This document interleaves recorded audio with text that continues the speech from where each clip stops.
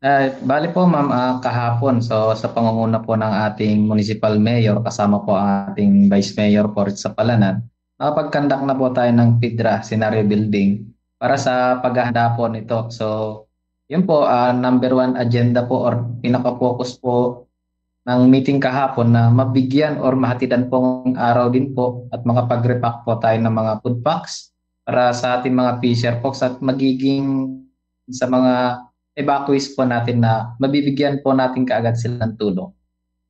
And ngayong araw din po na ito, sir, is talagang meron din po yung executive order na eto, pagsususpend din ito nga pong mga klase dyan po ngayon, sir.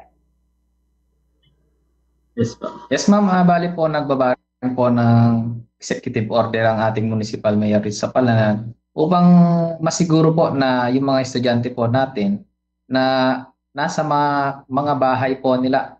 Karamihan po kasi rito, mga nagbo-boarding pa rin po, yung mga taga-baryo para makapag-aral po. So, sinisigurado po ng NDRRM Council na safe po yung mga kabataan po natin or nasa mga magulang po nila ngayong parating na bagyo. Kaya po Mm-mm. inunahan na po namin or nag-conduct na po or nagkaroon na po ng suspension ng classes po. Oo. So, ito, Sir John Bert, aside nga po dito po sa repacking na isinagawa po ninyo, at the same time, yung pruning nito nga pong mga sanga po ng mga puno, ano pa yung nga hong mga naging subject or laman nito nga pong mga pagpupulong po ninyo nitong nakalipas na pagkakataon in preparation pa rin dito nga po sa sama po ng panahon po, sir?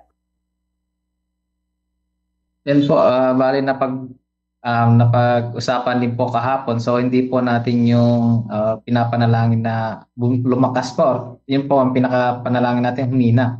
Pero po dun sa DRRM Council po namin kahapon sa PIDRA, tinalakay na rin po namin yung worst case scenario po na pwedeng mangyari na pinaka worst na po rin sa Palanan para kapag napag-usapan po yung worst case na yon, mapapaghandaan po namin. So, yun po yung ginagawa namin ngayon. Naghahanda na po ang buong Palanan para sa paparating na super typhoon Yuan. Mm-mm. So, si Juan, ayun po, naka-alerto na rin po lalo ating mga PCG. So, dito po sa ating mga fisher folks po natin ang mga lumalayag po ng mga bangka.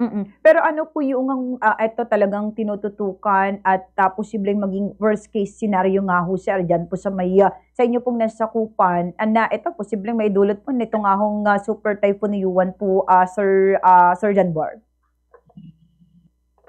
Yan po, bali number one yung mga evacuees po natin. Sigurado po at itong paparating po na bagyo, may dala po talaga itong storm surge. So Mm-mm. sa ating apat na coastal barangays, nakabantay na rin po ating mga kasama po nating mga punong barangays, mga BDRRMO. So yan po, hindi po namin inaalis na may alerto or parati pong naka-red alert po ang mga BDRRM Operation Center po ng bawat barangay. So yung mga upstream, yun din po, nagkukuha din po kami sa may pataas po ng barangay. So, Mm-mm. hindi po natin tinatanggal yung delikado po dyan, landslide at flash floods naman dito. So, may malakas na hangin na dala.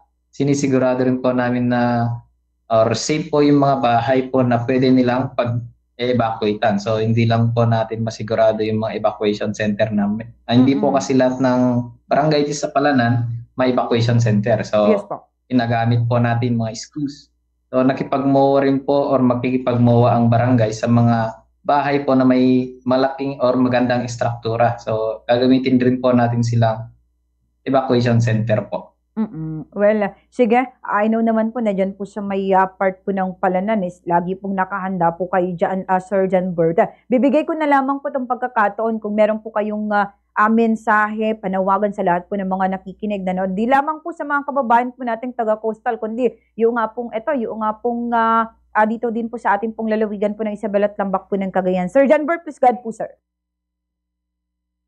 So, bali po, hindi lang po tama po, hindi lang sa ating mga kababayang tagapalan, pati rin po sa lahat ng mga tao na nakikinig. So, seryoso po natin lahat ng mga banta ng bagyong ganito. So, mga disaster man. So, parati po tayong mag-iingat at siguro din hindi po mauuna ang mga videos. Hindi po natin kailangan magpasikat sa social media. Mm-mm.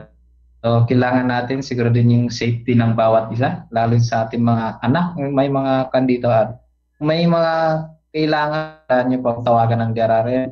Open po ang DRRM at pwede niyo po kaming i-add sa Facebook account po namin sa MDRRM mo Palanan.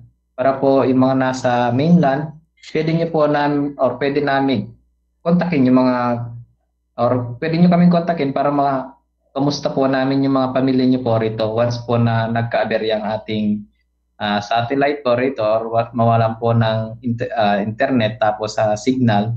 Meron po kaming nakaantabay na para po rito sa mga continuity plan po natin. So hanggang dito na lang po at magandang tanghali po sa lahat. Okay. With that po, sir, maraming salamat, Sir John Bert, sa inyo pong oras. Muli magandang araw at mag-ingat po kayo lagi, sir. Thank you, ma'am, at mag-ingat din po kayo.